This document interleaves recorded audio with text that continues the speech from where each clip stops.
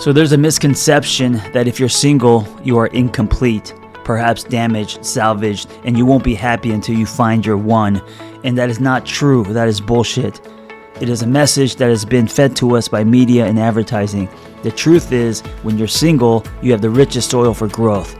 That's why I created this podcast. And unlike other podcasts, this one is host-driven, not guest-driven. That means I will be rotating health and wellness experts 3 times a week to give you the giant box of wellness crayons, not just the primary colors, so you can start building a meaningful life. It's time to give singlehood a cape. Today's host is someone I go way back with. His name is Sean Cardinalli. Sounds like a baseball player. He's a coach, writer, and activist who returned to coaching on sex and love addiction at the outset of the pandemic after a 4-year hiatus. He speaks the language, and his coaching style tends to lean toward 12-step recovery, which saved his own life and livelihood 14 years ago. He's also very transparent. Sean earned his local certification through Linda Bark's holistic coaching methodology and is pursuing his ICF certification and a degree in social work. So beyond sex and love addiction, Sean's practice focuses on intimacy, relationships, divorce, dating, and the creative process. Enjoy Sean Cardinalli. Hi, Alan. Yeah. Hey, how you doing tonight? I'm well. How are you doing, man? You know, I was watching Professional Power Slap earlier. I don't know if you've seen it, but I've seen burly dudes smacking, right? But just like real Yes. quick, like on IG. But but nothing. Yeah. Oh, watching like there's a channel. I was watching on YouTube. YouTube and Instagram. I was watching it, and it's just these guys standing there, and then they count down. I'm going to slap on 3, and then they do these rotations as they practice, and then they wind up.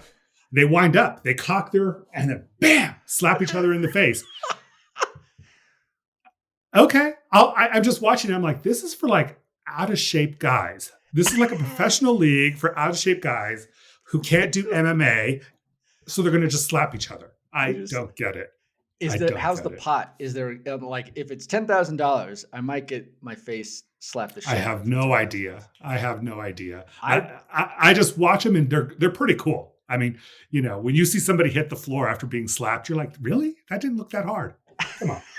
But then there's some that you think are just going to knock their head off, and they just take it, and they like exactly. It's like the bull, like the red in the bull's eye. They're like, oh shit! Now they're going to come back with a wallop. It's weird, man. It's weird. I don't get it. See, to me, that's a straight thing that I just don't get. Well, they're a lot, but you don't know. There might be some bears in there because that's what I was going to say. Those guys are mainly Russian that's true. Or Eastern Bloc. That's so true. I'm dating myself. That's true. Cold War reference, Eastern Bloc. But yeah, we're trying to get back there anyway. So we got to be there in a minute. Anyway. Hi everybody. Welcome. Welcome. We just starting with a little non sequitur. We were going to discuss today, Alan, depression, with a very early caveat, because of course, grown men slapping each other for meager means leads right into a discussion about depression. And wanted to say very early on, neither of us are psychologists, psychiatrists, in our coaching or in our personal lives, not depression experts. However, we both do suffer forms of depression. Yeah. And we thought it would be a little pertinent because being single, being alone, can, as I was through the entirety of COVID, the entire pandemic, can exacerbate, right? Or have you catastrophize or spiral, or it's quiet all around and there's no one there and it's very loud in my head. And so then I have to find a way to manage that. And frankly, since you and I are recovery brothers, I think a lot of the 12-step recovery tools and my therapy have helped. But that's what we were going to go over today and how we've coped. And maybe, again, a nod toward what do you do when you're single or even single on purpose. And then you're like, well, but fuck, like I'm just stuck in my head today and it's not a good day as far as the chemicals or the situation, whether it's nature or nurture, right? Everything all around or just within, what to do and how to handle it. You want to kick it off and tell me like, what's your earliest memory of a depressive bout? And do you know the origin, or did it just come? See, to me, there are degrees of depression. You know, I've had moments or bouts of like acute depression, but I think I've had chronic depression for longer periods where it's, you know, I think my teen years was chronic depression, and then it was acute post high school into early college. Depression was just, it threw me off. It completely threw me off. And then it went back to like this chronic thing for a while until I got meds and got better therapy and things like that. But to me, there was most of my teen years, I would say, was just chronic low grade depression. Do you think now, like I was mentioning, the nature versus nurture, do you think it was something that burbled up in your brain, or was it because of prior incidents? And I'm asking you this because you're my brother, not because it like some out of weird curiosity, but did it have anything to do with your sexual growth, your sexual history? Because I can't remember if you like, were you in the closet ever, or were you always out and like, but the family was like, what the fuck? Like, what, does any of that play into it? And were you ever having to hide your being gay? Oh, interesting. And I say that because I had this memory earlier today of, God, we had moved into our new house and I had depression, you know. How old? But I was probably 13, 14, but I was like acting out where I was shoplifting things. And so I was like taking action figures, fitness men's magazines, posters of men, and I hid them in the closet. And there you go. and I hid them in the closet. And one afternoon, we're outside washing the cars and my brother comes running out of the house. So I'm 13, 14, and he's 10. And he's so excited. Mom, look what I found in the closet. Look what I found in the closet. Oh, shit. And I was mortified. All of it. Was it the G.I. Joes, or was it the... He brought all of it. He brought all of it. He brought like, all of it. Santa came early and Santa's queer, apparently. It's gay Santa Claus. Oh my God. I was like watching the whole incident unfold from like 30,000 feet away, watching through these little eyes. What the hell is happening? Like literally coming out of the closet that way. Sweating? Yeah. Oh, it was like this cold sweat. I mean, it's not even like actual water. It's just like, I think I'm going to pass out. I think I'm going to die here. And my mom like looks at all of it. And then she's like, maybe the previous owners left it here. Good cover. Holy shit. For a 10-year-old, that's a pretty good on the fly cover. Oh, that was probably... No, that was my mom. Yeah, that was my mom to him. Yeah. Oh, no, yeah. That's what I mean. That's a good for her. Like just like thinking it was. She's like, here, it's exactly, son. Give me those. Please. Oh yeah. Oh, pretty much, yeah. So at that point, my family knew I was gay. I'm just saying. There was because there was no Scarlet, right? There was no Scarlet. There was no what was the Mistress Cobra, whatever. It was all like Snake Eyes and like Snake Eyes.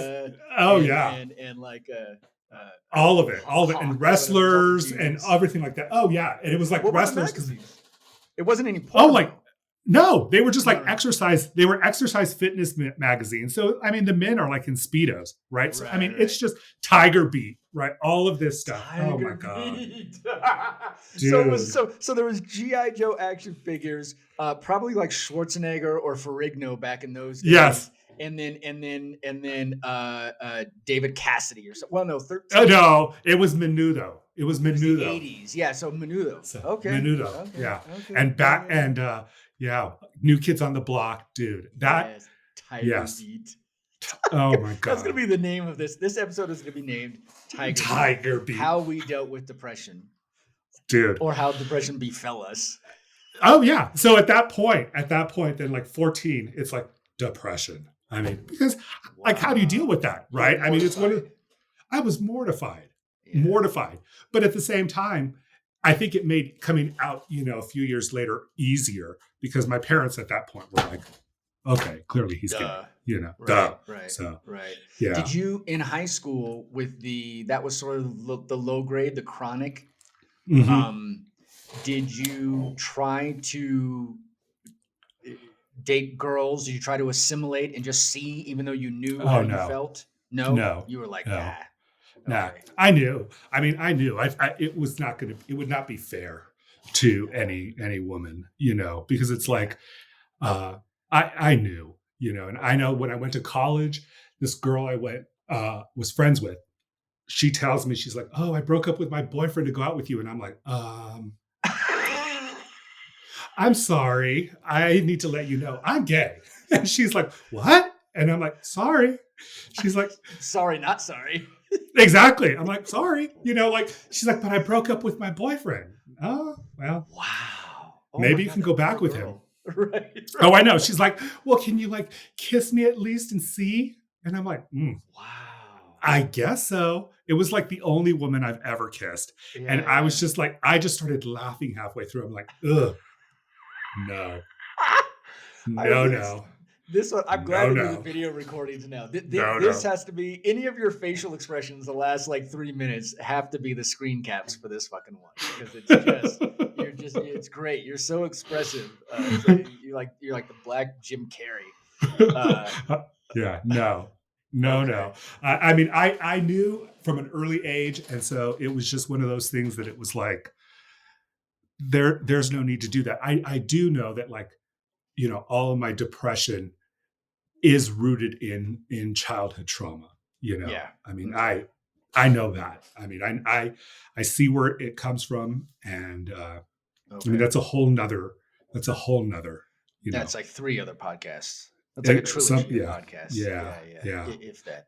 All right. Well, I appreciate that. And I appreciate how you're mentioning it got acute in college. And I'm going to share my little story going up to college and then compare notes. So I remember, I think there's always something a little there. Because you can't have your dad abandon you at birth and not have some kind of existential self-worth issue, right? Some deep, even as a little kid, right? It's like, oh, it's my mom and we're cool and it's the 2 of us and she did her fucking best. And thank God I have a huge extended family. You've met some of them, but 17 first cousins and all that. So I had a big support system, very social, which is definitely how I am to this day. But here and there, all that alone time, some of it feels creative and quiet or, meditative. And some of it feels this weight, right? And then once I got my next dad, my new dad, my namesake dad, I specifically remember, and that's where the porn and alcoholism and emotional and physical abuse all came to the fore. So it's duh. Now we're going to get into it. Now my brain is going to start doing whatever, calcifying, doing whatever it needs to do to protect itself. But unfortunately, that's it's in the mode of shutting me down. And I'm very creative. I'm very right-brained. I write. I used to draw nonstop. And so that actually was a coping mechanism before and during the porn even, because the acting out for me wasn't hiding all the the stealing and hiding them in the closet, but it was just drawing nonstop. So there was good acting out. I can't call it good acting out. Let's not like muddy the waters there, but there was good. There were healthy outlets. Yes, there you go. Outlets. Thank you. I mean, there are stacks and stacks. There are albums of my art still. I mean, from like 8 years old to about 18. Oh, dude, nice. I was creative as fuck. So I would stay in my room, and this is when like the shit would hit the fan even more. This is like when I'm like 3rd grade, and then I skipped to 5th grade. And I remember during those years in this one room, this very nice big room, this big, huge 2-story duplex we were in that my dad owned, and hardwood floors and everything, very old, 1940s. And the sun would come in a certain way during the day or during the morning. But one Saturday, I just couldn't get out of bed. And I had a TV in my room. I was very spoiled. I had a little black and white TV and then later a color TV in my room way before any of the other kids did. I come from a ton of privilege. So I never, as much as we talk about the addiction, we talk about depression, we talk about anxiety or whatever, or being abandoned. There's a slight salve in my family's money. It doesn't cure anything, but I never want people to misunderstand that, it wasn't like we were about to be thrown out on our ass. Like I had plenty of resources and tools.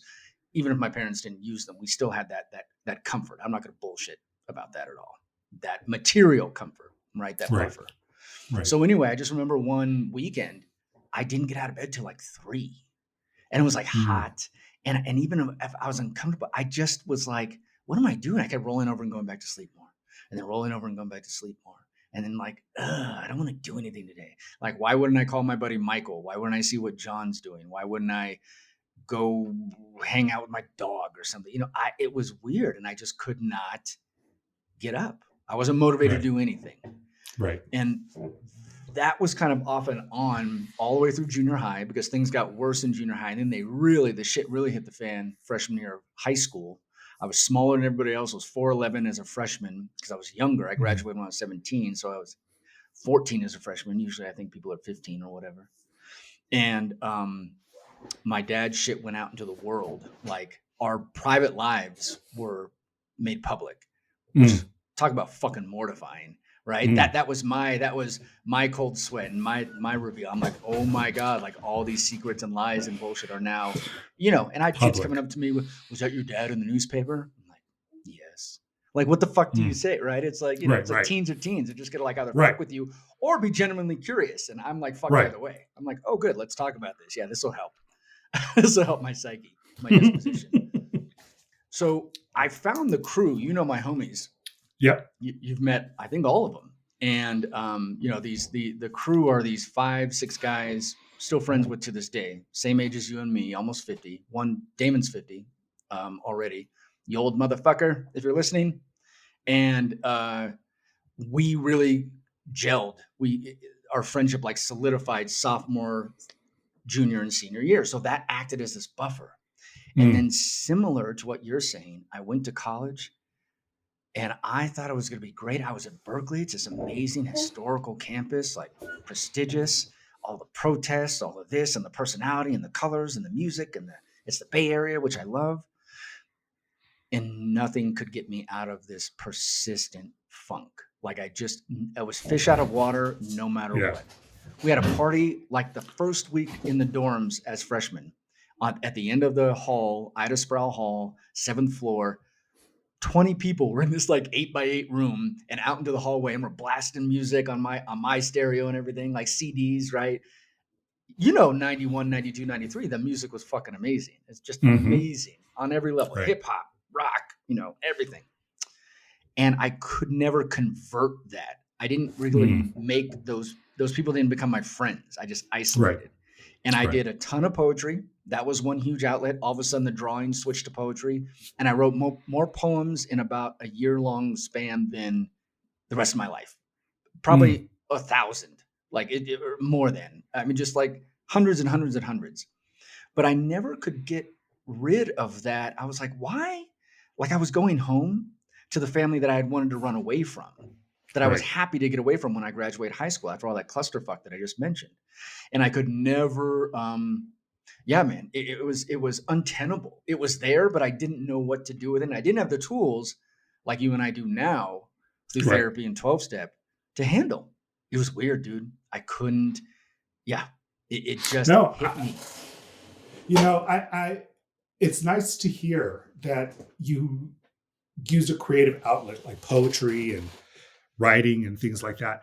I walked. I mean, I became like, I isolated and then I would walk, right? And so I would walk for hours. And like for a long period of time, that's how I have dealt with depression the most, is through walking. But um it just, my walks needed longer and longer to get out of my head, right? So like I was walking hours and hours before I could get out of my head. Uh I think it probably started with like a loop that was probably like 2 miles. And then by the end of the 2 miles, I was still stuck in my head. So then I had to go around again and again and again. And so like by the time, I would say, 10, 15 years ago, I still think I'm much younger than I am. So when I have to say dates like 10 years ago, it just, like, oh, no, it I gives was me 40 10 depression. years No. ago. It gives me depression right now. Real time. Everyone's getting a real time experience. Real time. Yeah. So then I had to go walk more and more. And so it wasn't until later that I added writing to kind of get out. Would you, when you're walking, was it for the cardiovascular, like the physical, to sort of literally burn it out, or was like stretch your muscles, or was it nature or just being out? Because for me, getting into a park, even walking through a city, and just being almost like a tourist, which I do anyway. When we were in New York last year, I mean, you just look at everything, you just soak in everything. That would be also a similar outlet for me. I would just get out of the four walls that were closing in, and I would walk up and down like Telegraph and back around again. Through we had a eucalyptus grove at Cal. Like the whole west part of the campus is this huge grove that smelled great because it's eucalyptus. So I would do shit like that, but it wasn't like, I wasn't thinking like I do now. I'm gonna go to the gym and burn that out. I fucking love that because you can feel your brain shift as you're like sweating and exerting. But back then it was more, it was just to get out, literally just out of my head, out of my space. I think for me, it was to walk out of a depressive state. I think because like my depression, I was like so into my head and so insulated and so isolated that even being outdoors, I didn't see anything around me. So the walking, and so I'd go walking at night, or I'd go walking early in the morning, dark. I mean, so I'd go walking down. What I did.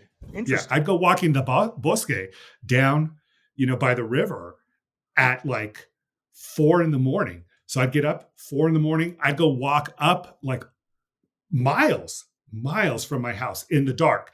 And then I'd pass some people every once in a while who had headlamps. And I'm like, maybe I should get a headlamp.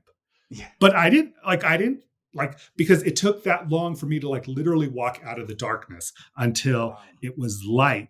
And then I could go, oh, okay. Then I was getting out of my head. Wow. That's potent, man. That's powerful to hear. And bosque, for anybody, for the gringos and anybody not from New Mexico, bosque is like the woods or forest that are on either side. They're cottonwoods, a type of oak tree on either side of the Rio Grande here in Albuquerque, and all the way down even south past Albuquerque. But so when Alan was saying bosque, he was walking through basically the woods, forest. I don't know. Yeah. And I would pass this woman who would be walking towards me, and I could hear her suitcase because she was homeless. Wait, and she would be, yes, she was homeless, and she'd pull her suitcase behind her. But she was always dressed to the nines. So wherever she was sleeping, she would get dressed and then walk with her suitcase. And I would pass her at some point, and it took weeks of me saying hello to her before she even acknowledged me. And like she would just walk right past me, like I wasn't even there. Your characters in a recurring story. She was the Crystal Waters woman. She was who the song was after. Like she just looks good. La da dee, la da da, la da dee. Yeah. And she's homeless. Yabba dabba doo, yabba dabba dee, yabba dabba doo. So she didn't acknowledge you till at least 3 weeks. But every morning I would say hello, have a good day, hello, nothing. And I know it made sense. I mean, it's like, here's this guy who's like 6'1", dark complected, walking towards you in the night. And it didn't matter. Alan has not only the height, but you're a big dude. Yeah. And so he's walking towards her, and it didn't matter that she's a Black woman walking towards me, right? It was just one of those things. It didn't matter. It was, at that point, it's just gender, right? It's just like, I'm a woman. This is a man walking towards me. I'm not even going to give him any kind of acknowledgement, and it's dark. So, my fierce walk in the middle of the night is not something she can exactly see, right? So she doesn't see this big old queen coming at her. She's just like, I just see a man coming at me in the dark. This queen. I want to share. I'm surprised. I wonder, have you written about that? Because, we're both writers and you are really good at the short stories and picking up the nuances and the textures and the tones of a story like that. I can totally see you writing that and talking about the leaves and the sand under your feet and the sound of the wheels rolling behind her. Yeah. The suitcase the wheels. The click of her suitcase. Yeah. I wanted so that's enough. Put it on the list. These are the things that I always tell Alan, like, write, motherfucker, and he does all the time. But there are a couple of stories that you have stashed, and I'm like, God damn it! And one of them you promised by the end of this year, and we're already in spring, so you've got 9 months left. But there is a website, because I did want to, again, to clarify for everyone listening. Not therapists, not psychologists, psychiatrists, and not experts on depression. We're sharing our experiences, similar to our 12, so experience, strength, and hope. And so I do want to share some of the hope and the strength and hear some of your coping skills and share some of mine and what I found online. It's literally the first link that came up because I wanted to at least give folks a list. People like lists, and see if you relate or don't to some of these. There are 12, but the last 2 are like, go to other links. So I'm going to leave those alone. But exercise regularly, eat healthy foods. Oh, so by the way, this is a list of 12 steps to, it says overcome. I love the word manage instead. I don't say control. I don't say beat down. We are practiced. You and I are practiced in surrender, right? Right. I call it if it were Kung Fu, it's the way of the open hand. Like, it's not the squashed fist. It's the surrender, letting go, opening the fist and having the open palm. So 12 ways to manage depression. Exercise regularly, eat healthy foods. I could definitely do more of the latter. Dude, I cheated again with McDonald's today. It's terrible. Dude, I'm like, one of these times, one of these is going to be the cancer causing one. Like, one of these is going to be like, bing, it's going to hit that cell and something's going to, it sucks. I'm like, dude, I got to stop. Yeah. It's not an addiction, but it's pretty bad. So it's addictive though. It is addictive. It's addictive. It's just salt and fats. And so anyway, exercise regularly, getting back on that. I did. Right. Got to get back. So we both have been sharing about that. Reasonable amount of sleep. I never sleep reasonably. Never. You don't. No, you don't. Never. No, you don't. Never. Nope. Nope. Nope. Nope. Do you have a regular sleep pattern? Yes. And part of it is because I have forced myself, so like I will turn off the TV about an hour before I go to bed. You do that whole precursor thing. I am not so disciplined. Yeah. No way. And then I will either read, sometimes I'll do the crossword. So it's still like so in the screen. 60 this year, not 50.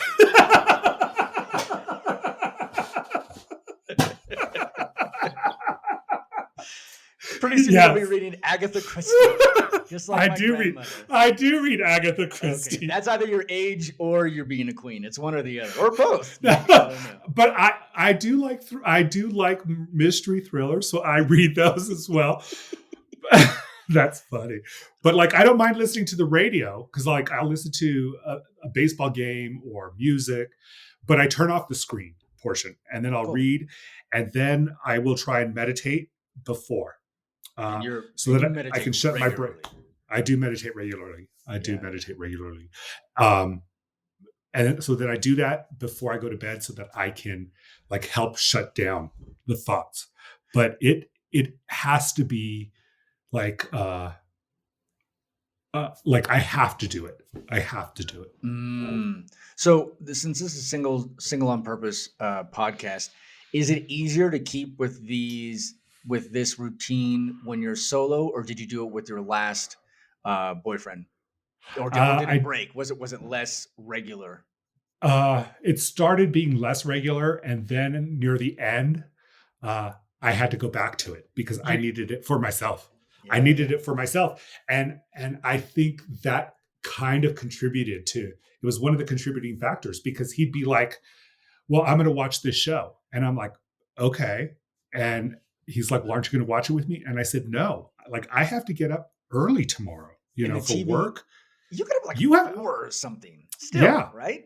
Well, now it's about 5, but like still, it's like, I'm like, you have to get up early too in the morning, so it's like, but it's sorely like, I think it contributed to us separating a bit.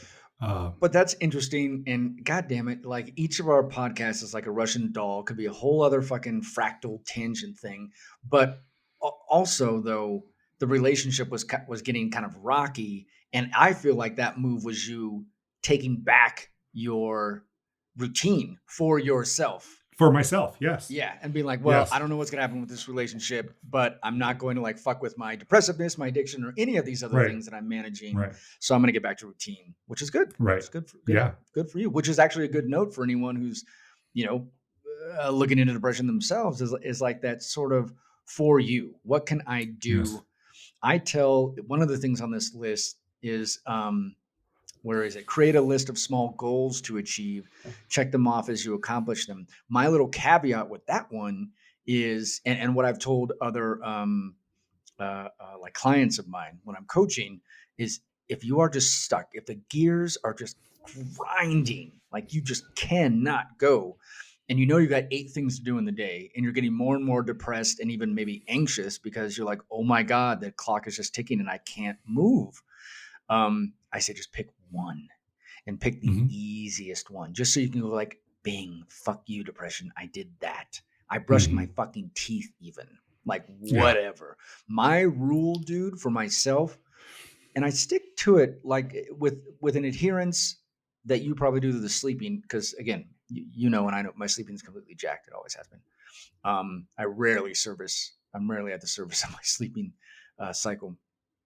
But my rule for myself with the depression is get out of bed. At least just get out of bed. And in the darkest part of 2021, which maybe is another podcast, but when I was really facing some core shit, and in a good constructive way, but it still was very, very, very depressive.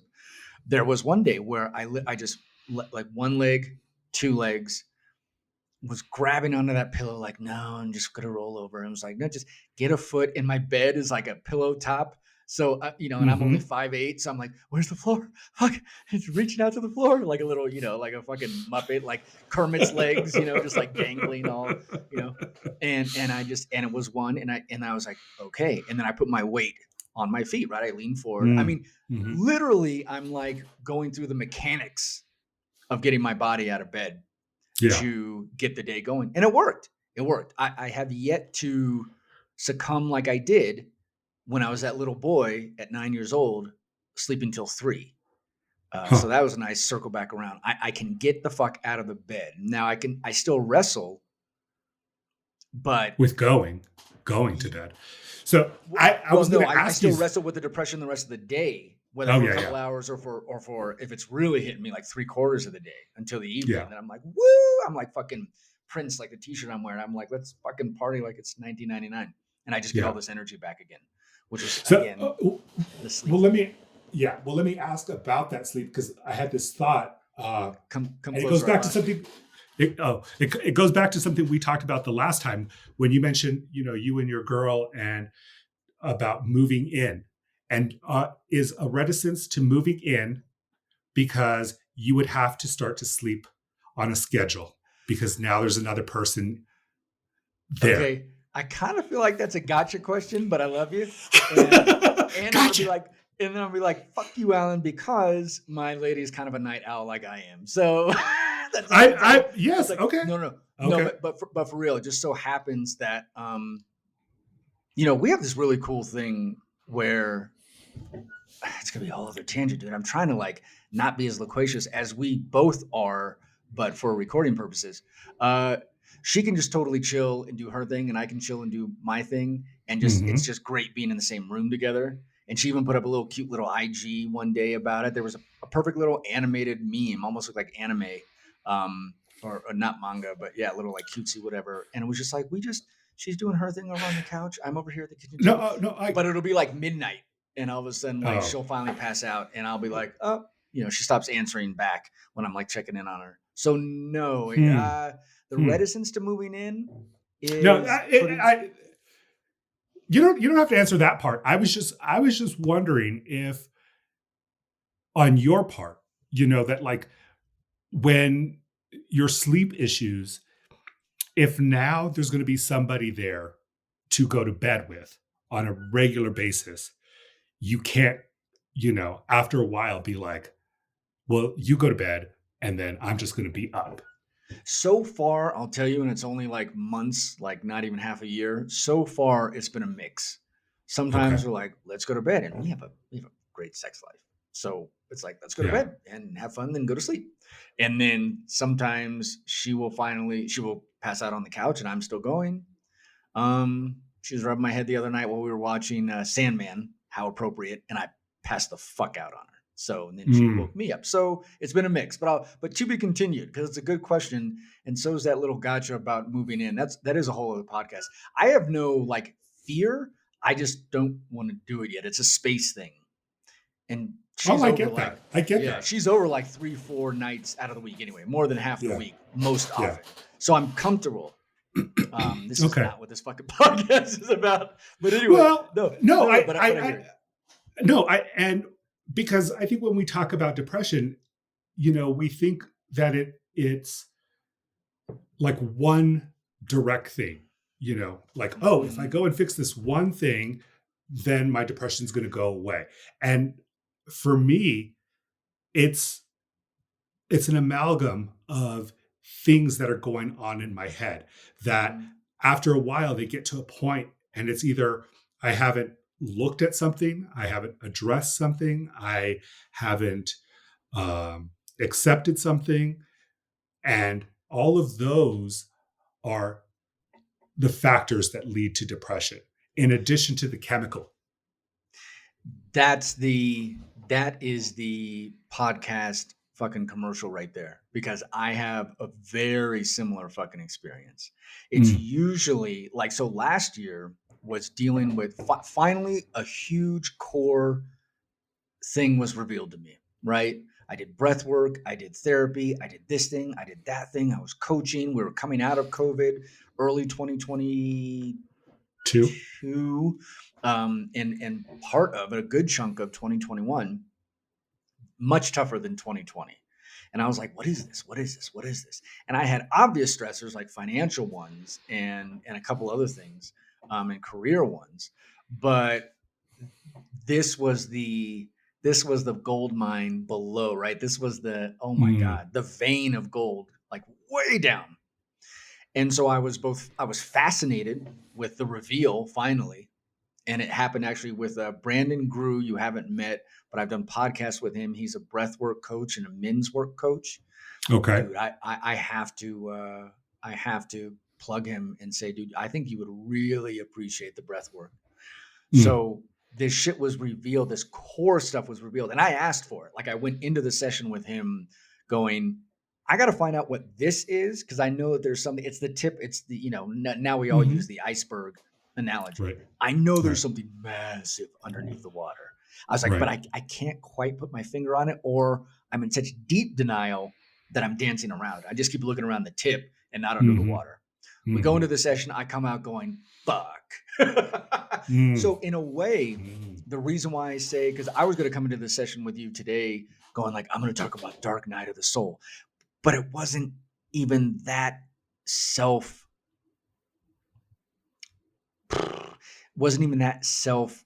mystifying. I can't think of the phrase.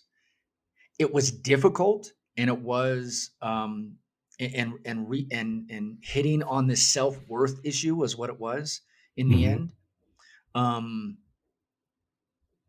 kind of like when you find sadness underneath the anger or the rage or the anxiety up above, right? Those are like the Mm-hmm. secondary emotions, and you finally go, boom, I'm actually really sad. That's my 5-year-old self. That's my 9-year-old self who was Right. right. This was that mine. And so having finally gotten some clarity on that and having it reveal itself and just blow me out of the water, I still was depressed. I'm on Mm-hmm. bupropion right now. And I finally started taking drugs about a year and a half, 2 years ago, because the chronic depression, like you were saying, like it would be the morning for a little bit and a few days a week. Then it would be every day of the week just for a little bit. Then it would be every day of the week till 10 a.m. if I'm getting up at like 6 or 7. Then past lunch. Then get into the afternoon. I'm like, okay, 3/4 of my day now is me wrestling with myself. And I really relate to how you're talking about. It's something that hasn't been addressed or accepted or needs surrendered or released. I had a very, very similar scenario. And so when I got that core issue revealed, asked for it and got it. Mm-hmm. Thank you, universe, and thank you, Brandon. And you were one of the angels. Holy shit, everybody. Let me give Alan props while I'm here. I call you, Brandon, a friend of mine, Kieran, and I think my sponsor, and I can't say his name. You're my 4 angels, because in 4 different conversations or exchanges or experiences with you all at the beginning of 2022, that core depressiveness, that self-worth, whatever, it was unlocked. I didn't Mm-hmm. know it was a self-worth thing, and I'm not going to define it more than that. That's for me, but that's what it was. And, Right. and even consciously going like, oh, maybe I just don't, think this way about myself or that way. This was going, oh, now I get it and get why. And this is why there are all these layers. And no matter what I do, and you and me are out there like gregarious, social, Right. writers, music, pop culture. You were great at my 4/8. I still remember like all 6. I thought you were 6'3" because you even look bigger than 6'1". But I remember you and me and a couple other people like dancing at my 4/8 and stuff and just having a Mm-hmm. blast. But no one has any idea all the iceberg The interior. No. under the water. And so tapping that and having you and a couple people sort of help me exorcise that with an O. Yeah. My depression, which still prevailed in 2022, it lessened, but it was still prevalent. But I had kind of a why, which is what I Mm-hmm. tell all my clients not to fuck with. I'm like, don't worry about the Mm-hmm. why. Let's just get into the how to surrender it. But yeah, so I'm gonna shut the fuck up now because that was kind of a long run. No, that's good. I was thinking about like when it comes to getting out of depression, I will say that I know that even today when I am in a depressive state, right? So where I just feel melancholy, I feel it's not even nostalgia. Maybe there's like a wistfulness. It's depression. I just don't want to do anything. I don't want to. And it's like surrendering to the depression. I know that taking a shower usually always pulls me out of it. Like if I have to take a shower and if I have to shave, usually I have to shave too, because I let my beard, that's self-care. I let my beard go, all whatever. And then I have to shave. So it's like, if I take a shower and I shave, that self-care, it pulls me out of it. Mm-hmm. Mm-hmm. Almost like, I want to say like 100% of the time, it pulls me out of it. And I know that. And so I avoid it. Oh, I was just about to ask you. So then do you do the thing like I do? Do you get your feet on the ground? Do you get into the shower when it's really bad? You'll skip and you'll still kind of stay in the sauce for a minute in the stew. Yes. For how long? Yeah. A day? At least Mhm. until it's time that I have to re-enter world. I have to re-enter society. I have to deal with, right? You need an extrinsic motivation. Something outside of yourself forces you to go ahead and shave and shower, and then you do Uh, it. And do you feel better? well, I always feel better, and I wouldn't. It's extrinsic, but it's also that I need. I'm done wallowing, and now I'm ready to accept. Like there's Okay. no. I've reached a point where it's just like, look, it is what it is. Wallowed. Now, Mm-hmm. it's time to put on your big boy pants and go out there and do whatever it is that you need to do. But let me pick on that phrase that you just said right there. But do you do bootstraps with yourself? Because I tried, it only sometimes works for me. Because same as with my clients, I try to go like, oh, there's the younger boy, there's the quiet guy, play some hip hop, plays music will snap me out of it. Music will Mm, fucking save my life 9 out of 10 times in the mm, morning because that's when it hits me. I wake up with it. mm-hmm, And my a different executive coach that I was working with recently, um, he had a whole spiritual take on this thing, and he's like listening to one of those like ascended masters or whatever. I don't know what his spiritual path is called, but he reminded me because I was talking about the ADHD and the depression and the anxiety and all the things and how that's affecting work because he was an exec coach helping me with work. And he was like, you know what? It's so amazing. We'll do everything we do. We'll get to the end of the day, and all the wrongs we righted, and we'll get out of our depression. We'll mm-hmm, shave in your case or whatever. We'll just have that day, and then we go to sleep. And God damn it, if the unconscious, the subconscious doesn't just reset. And for me, it doesn't reset like, oh, brand new day. It resets like all that goodness I now have to like sort of earn back, and it's a really terrible mm, feeling. But mm. I want to hear what you think about that, or what your process is beyond that. But also beyond music, what I was doing for a while, and it was in that darkest part last year. Like I said, even if it was coming at 8 or 9 at night, I would get that energy, that fucking second wind Mhm, when it's dark, because that's when I used to write into the evening as a kid, like till 3 in the morning. This mhm, is where the sleep pattern, mhm, all this stuff has, all of it started in my childhood, of course, and the drawing and all that and the self isolating.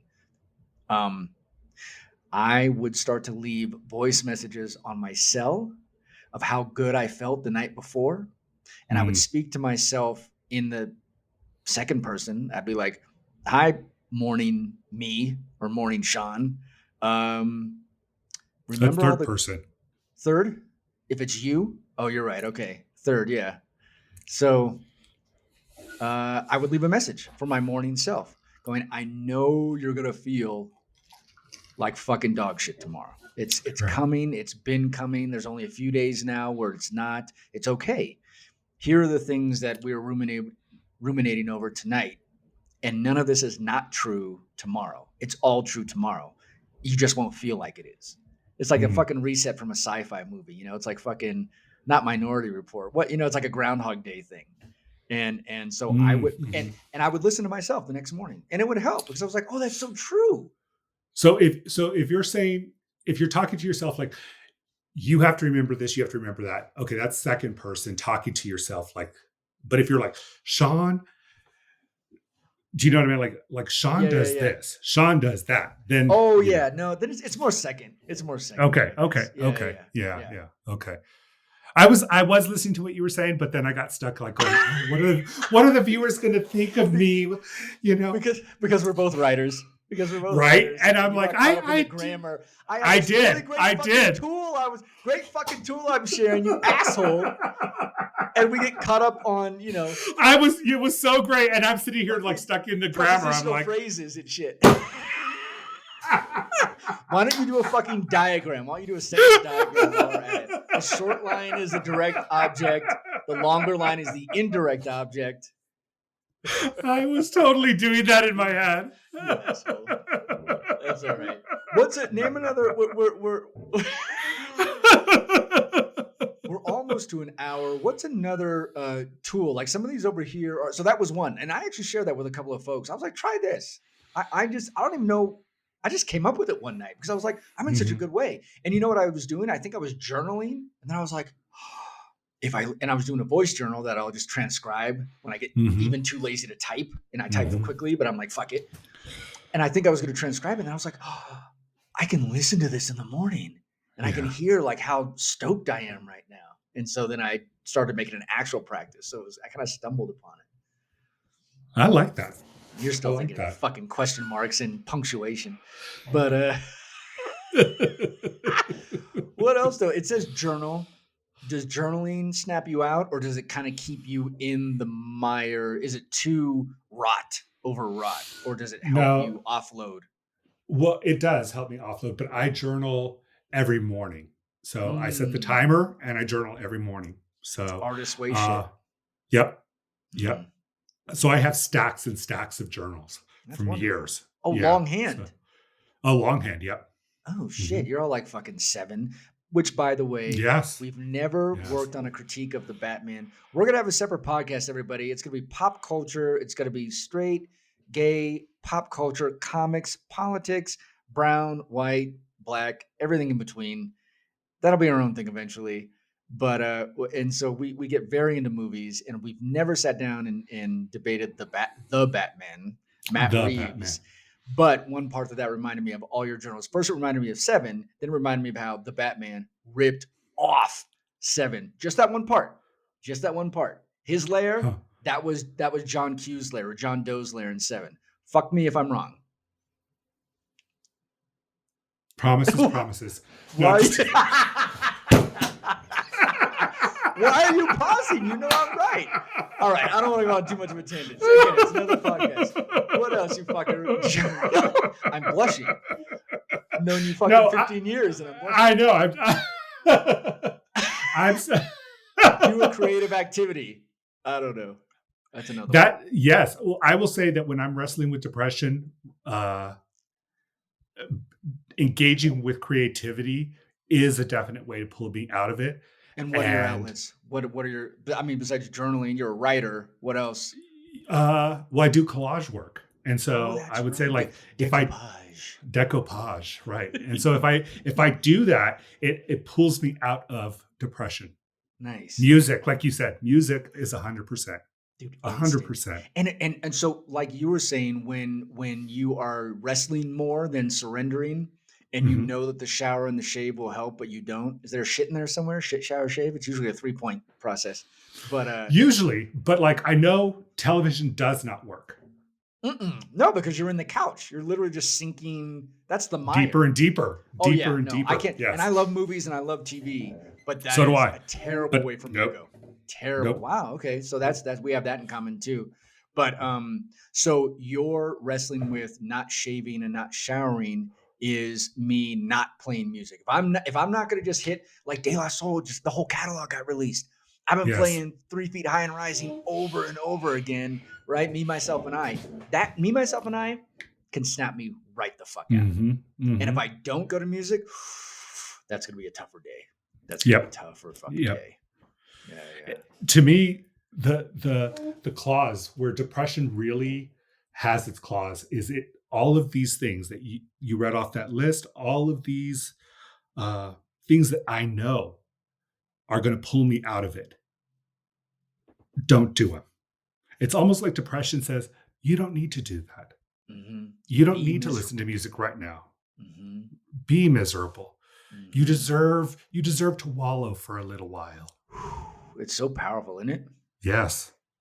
And when I got at my worst last year, I did, like I said, I kind of marveled at its power, kind of like the addiction. Like now, I like respect that shit. I'm like, damn, you had me from 9 to fucking 30, whatever the fuck, right? 35. Woo, you had me. That's why I don't fuck around. That's why I have my apparatus in place, all my work and tools. Yep. Similarly with depression last year, I was like, wow, brain. Like it felt alien. I'm like, there is something else in my head that doesn't feel like me, but is affecting me deeply. Oh, it is me, a part of me. Yes. And so Yes. that's when, but instead of freaking out about it, like an episode of Black Mirror, it was more like National Geographic, like, look at the brain Mm. doing its thing in its natural environment and like misfiring and causing this fucker to overthink everything today. Let's watch Sean try to get out of it. So Yeah. I would marvel, but it Yes. was still hard. Don't get me wrong. Sometimes I would laugh out loud while I was on my own. Sometimes I would get a little cry like, wow, dude, you are really working on me today. Yeah. And just try to find that one thing, like what, like you say, like finally, like what's going to get me to shave? What's going to, Yeah. cooking became a Yes. thing for me and my kids and my family during COVID, and that also helped. I would just, because it's not rote, but it's active. I'm not going on a Active. walk, That's it. but That's I'm it. having to. It's creative too, right? I'm like, ooh, if Yes. I put too much fucking paprika, I'm gonna like make this thing it taste like a salt bomb. So, yeah. It's interesting because when you were saying that, when you read the list to me earlier, one thing that I don't know if I heard on there or that we've talked about is reaching out and talking to someone. It's on there. We didn't get Oh, to is it it? because Okay. we're both, but let's stick with that. Let's say it was, so we covered so many of these already. Create a list of goals. That's when, do the one thing, journal, music, creative activity. We both talked about that. Don't isolate, be around people, even if it means going to a store. That's not what you're talking about though. You're right. It's saying No. reach out to someone specific. And saying, I'm depressed. Mm. Because it's talking to someone, it's calling them and saying, hey, this is what I feel right now.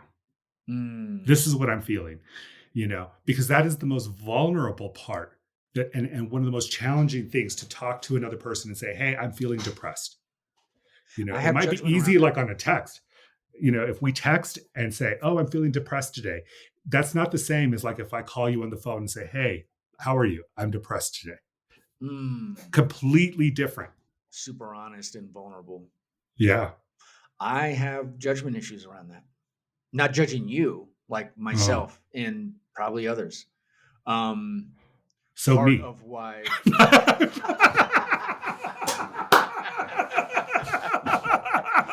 So you are, and you have depression. So I'm judging you. Go fuck yourself.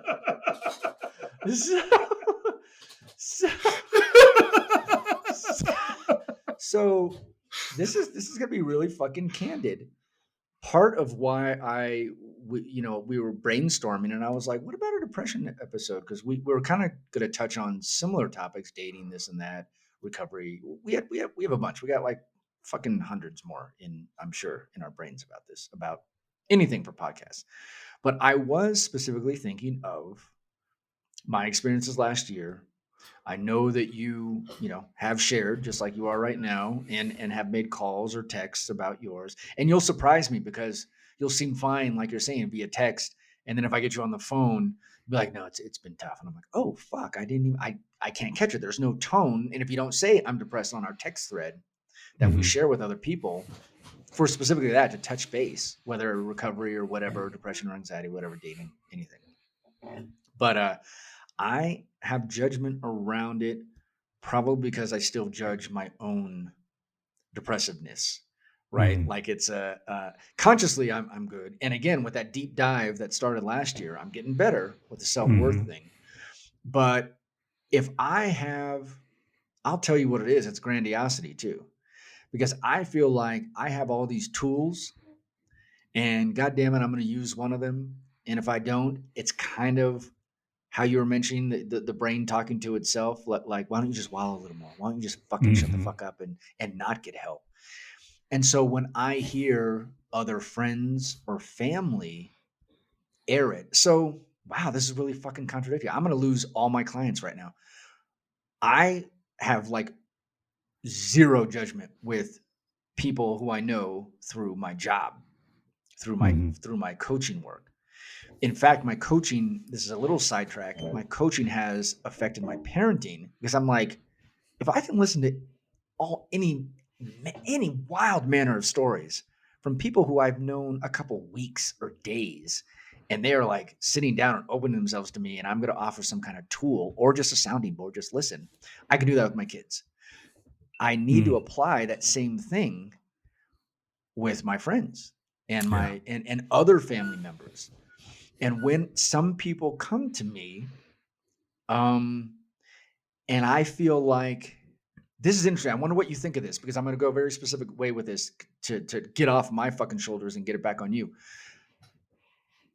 I sometimes feel like, I'm in a good way. I have good energy. I have my whole night planned out. And if I stay on this fucking phone for 40 minutes, 50 minutes, trying to hold space, and I can't right now, I might dive myself in. So I get very defensive and a little bit judgmental, and I get a little scared that I'm going to get yanked in. And it happened recently because all the things you're helping me with a letter of recommendation, all these things, I got my antlers, antlers, the fuck. I've got my, my lines out everywhere like I do, and trying to accomplish, 8 things at once. And I had the good energy the other night, and I was like, oh my God. And so I got a little judgy, and I had to get off the phone with someone sooner than I might have.